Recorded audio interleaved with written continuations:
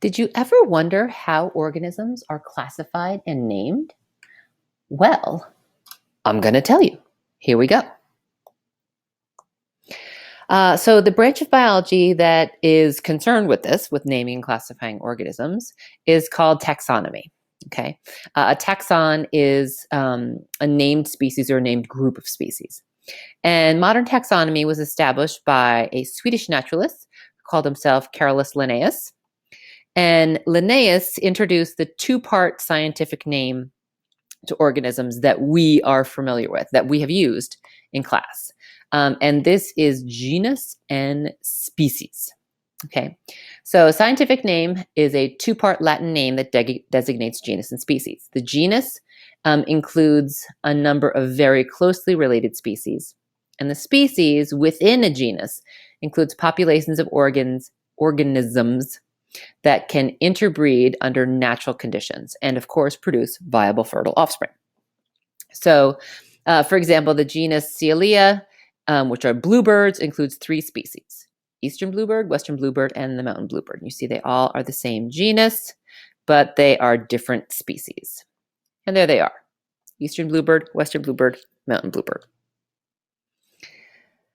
Modern classification emphasizes patterns of evolutionary descent. Okay, after Darwin published Origin of the Species, he demonstrated that all life is related by a common ancestor. Okay, so biologists then realized that the taxonomic categories should reflect evolutionary relatedness. So the more categories two organisms share, the closer their evolutionary relationship. Okay, so today, the process of classifying focuses on phylogeny, or evolutionary history. And the science studying phylogeny and reconstructing phylogeny is known as systematics.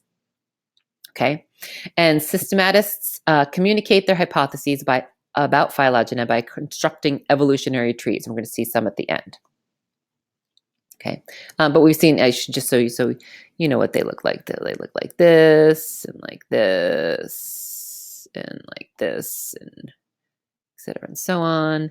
And so these guys are more closely related than these guys, et cetera, and so on. They all come from this common ancestor. Okay, so systematists identify features that reveal evolutionary relationships. Okay, all organisms share certain similarities, and some of them result from common ancestry. Some result from convergent evolution in organisms that are not closely related. Okay, and historically, the most useful distinguishing characteristics have been anatomical. Okay, these guys have a pouch. These guys don't have a pouch. So systematists carefully look at both external body structures and internal body structures, okay? And they use our favorite homologous structures, finger bones of dolphins, bats, seals, and humans, to provide evidence of a common ancestor. Modern systematics relies on molecular similarities as well to reconstruct phylogeny, okay? So we can look at genetic similarities between DNA sequences, similarities in chromosome structure can be used to establish relationships between organisms, similarities in amino acid sequence of proteins. The more similar they are, the more closely related. Okay, so the fewer differences, which is basically what I just said, the more closely related the organisms they have, which means they have a relatively recent common ancestor. Okay. Then all of these groups are named related species, and they communicate their phylogeny by presenting evolutionary trees. They also name groups of species. And systematists give names to groups that they call clades. And we're going to see a cladogram, which is a diagram that represents clades and evolutionary relationships.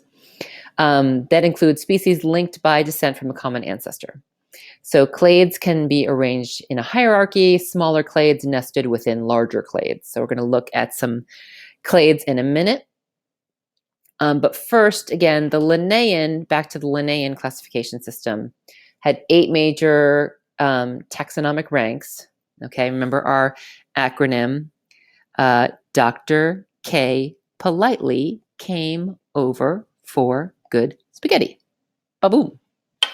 But this classification isn't so common anymore. It does not always accurately communicate evolutionary history. So the Linnaean classification system, even though we do still use genus and species a fair amount, has been kind of de-emphasized. And what is primarily emphasized are the clades. So this is a cladogram. Okay. And this guy would be the common ancestor of everybody here. Okay. And then you see the tan kind of includes the whole group. And then if you kind of put a line through here, you'll see there's a major clade down here that includes all of these guys. And then another one up here that includes all of these guys, like the light purple. Okay. And then nested within, say, this clade up here, there's this other group here that would also be a clade. This group would be a clade. This group would be a clade. Okay. And the closer you get, okay, the more closely related the species are. Okay. And these guys have a common ancestor here, and every branching point is a common ancestor. Okay. Voila, the cladogram. And that's it. Now you know how we name organisms.